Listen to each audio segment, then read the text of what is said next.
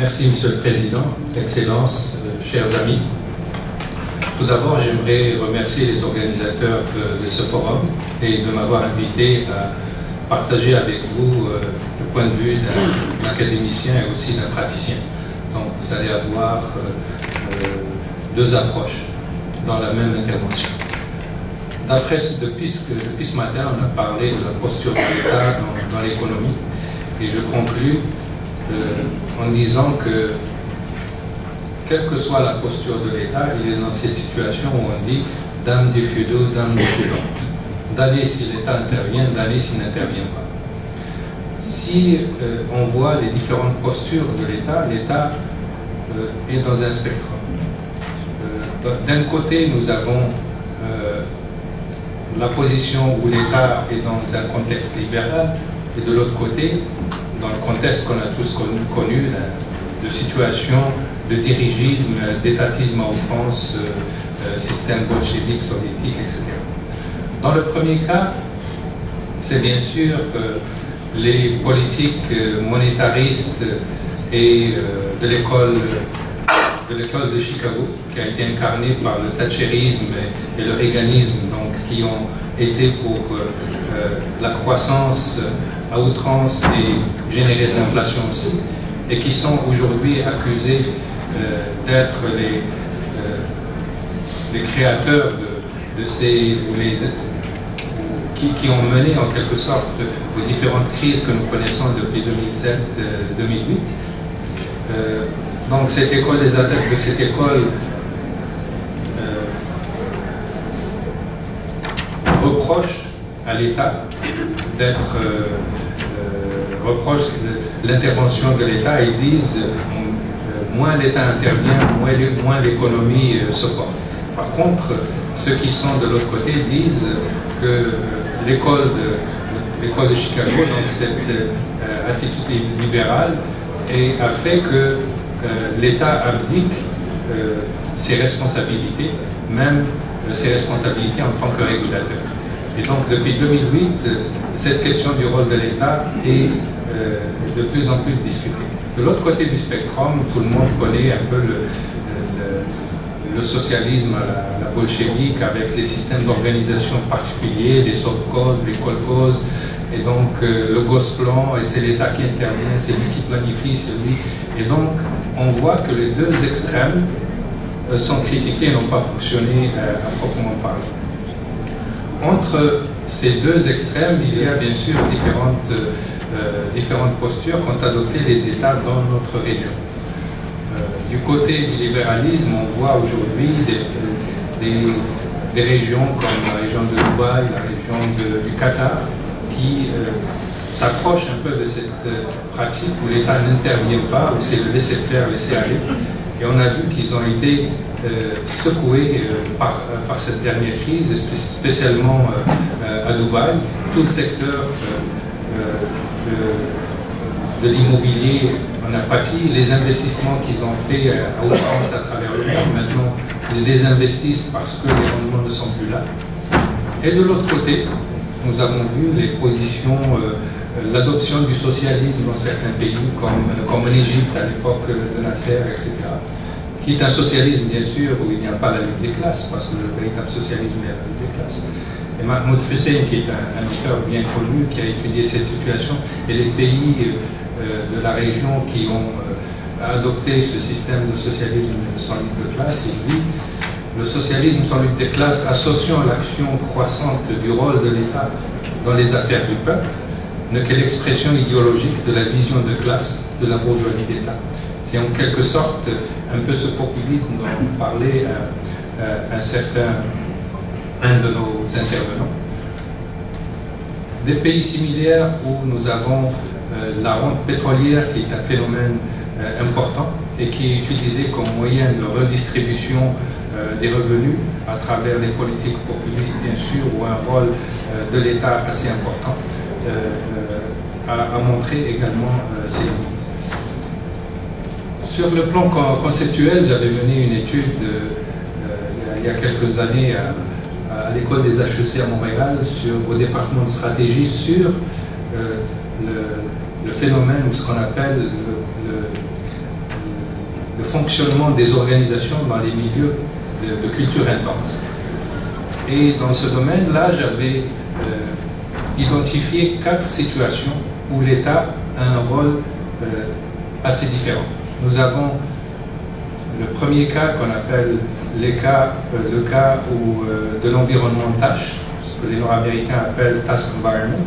Et ceux qui connaissent Michael Porter, par exemple, connaissent les 5 forces de Porter, où l'État, en fait, intervient simplement en tant que régulateur, en tant que collecteur des impôts, en tant que facilitateur pour l'investissement. Ce cas-là ne nous intéresse pas dans mon intervention en particulier. Et le deuxième cas que j'avais identifié, c'est le cas d'un environnement institutionnel. Et en particulier, le cas de la France est un cas assez significatif. C'est un cas où l'environnement des institutions est très fort. Les institutions sont très fortes. Et là, il y a un développement de ce qu'on appelle un isomorphisme. Donc l'État fait que les organisations se ressemblent et agissent de la même manière. Nous avons donc un isomorphisme, 3 types d'isomorphisme en fait. Un isomorphisme coercitif, un isomorphisme normatif et un 3e isomorphisme qui est mimétique.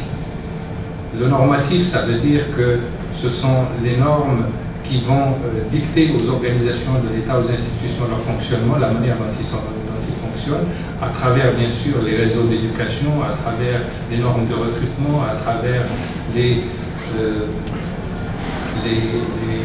ordres des architectes, etc. Le mimétisme,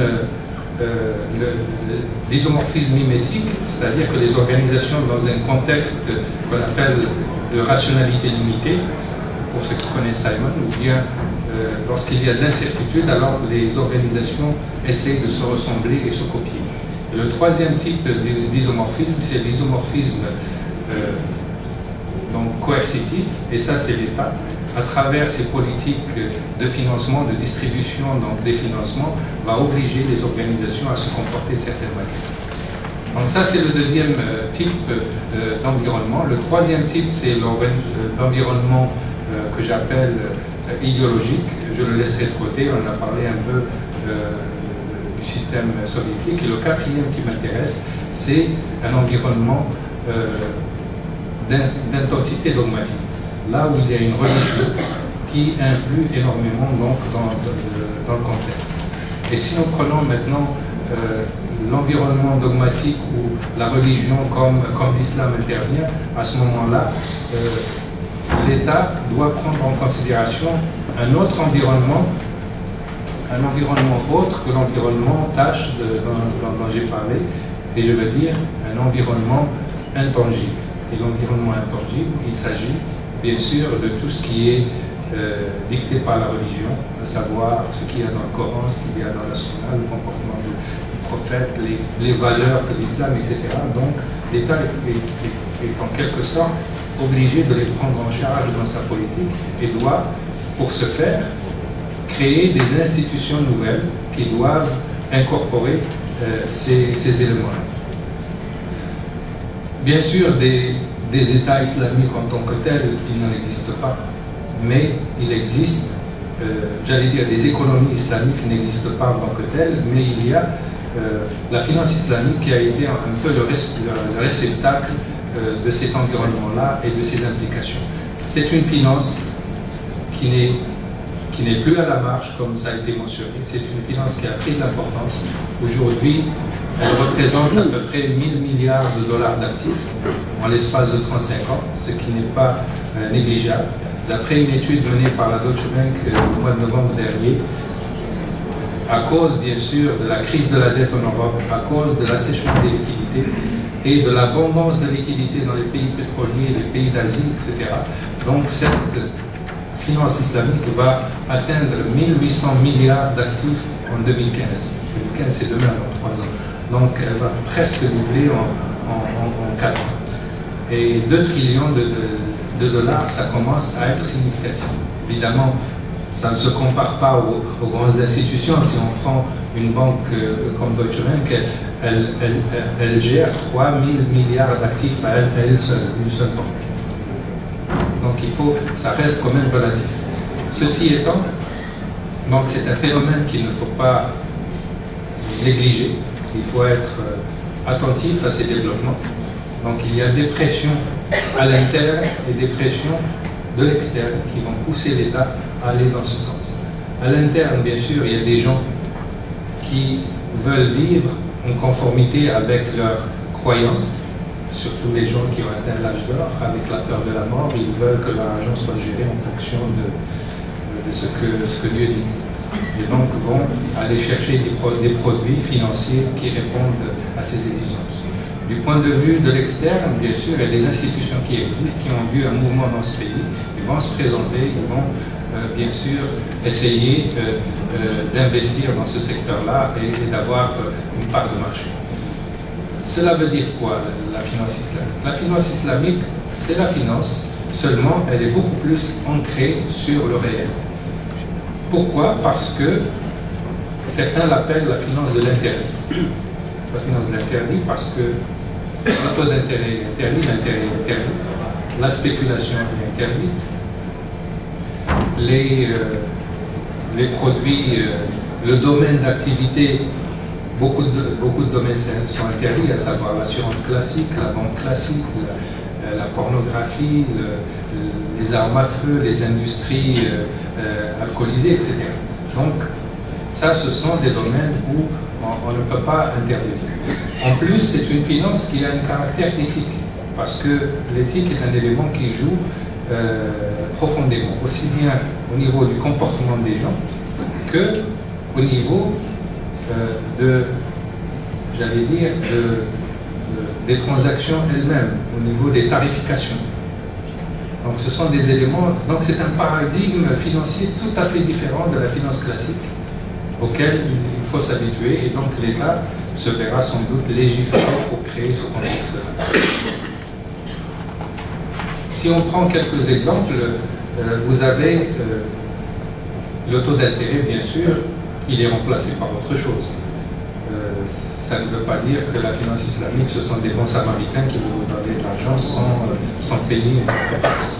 Le taux d'intérêt est remplacé par un loyer, il est remplacé par une commission, il est remplacé par une plus-value ou une marge de profit. Une marge de profit à travers des produits nouveaux qui sont la murabaha, un loyer à travers l'ijara qui est le leasing, les plus-values bien sûr dans les opérations de musharaka qui sont des participations à des investissements. Donc il y a des produits nouveaux qui ont été créés pour contrecarrer un peu l'intérêt.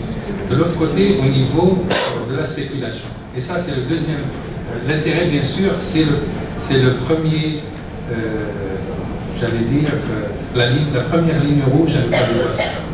Certains disent que l'intérêt est proscrit comme le meurtre.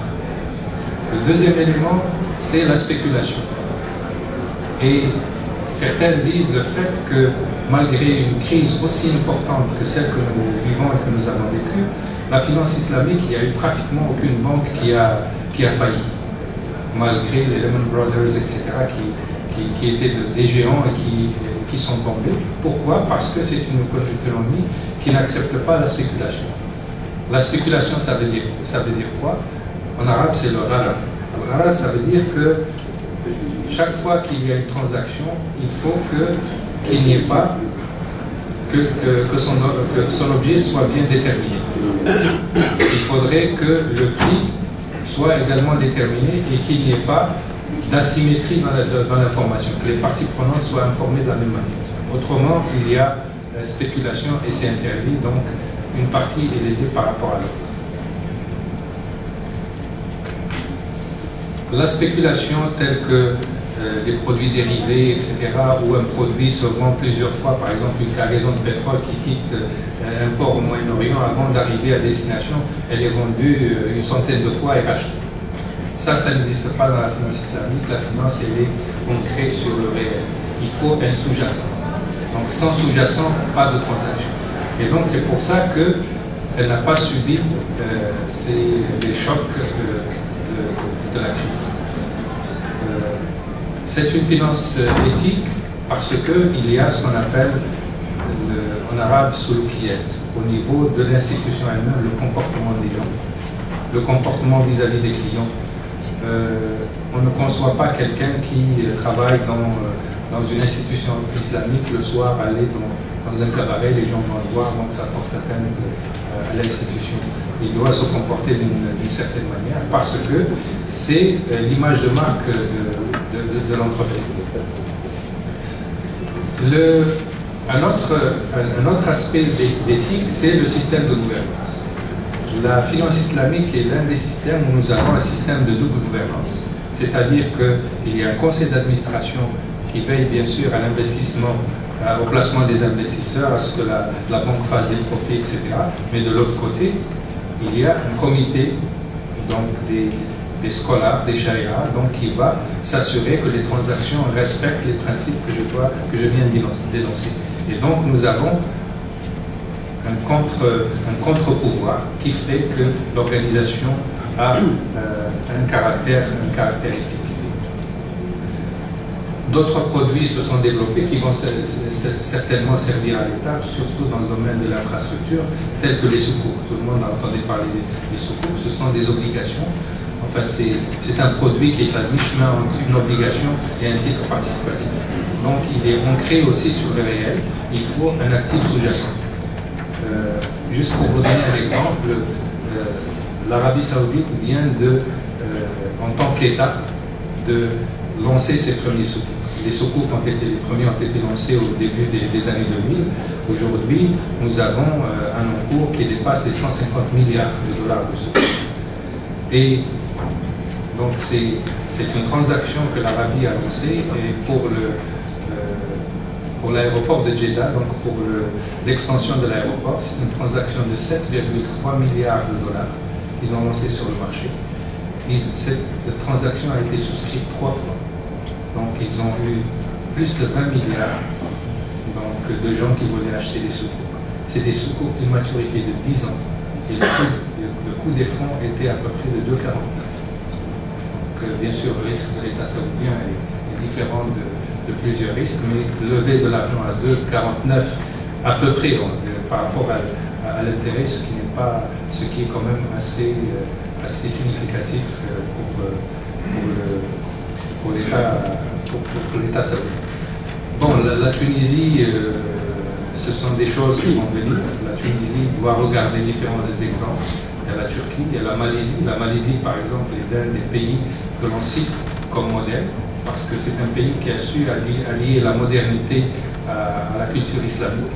C'est le seul pays où, par exemple, les banques ne sont pas leurs propres juges avec le comité de la charia, mais il y a un comité de la charia au niveau de la banque centrale qui doit émettre des fatwas que toutes les banques doivent appliquer, ce qui favorise la standardisation des produits, etc.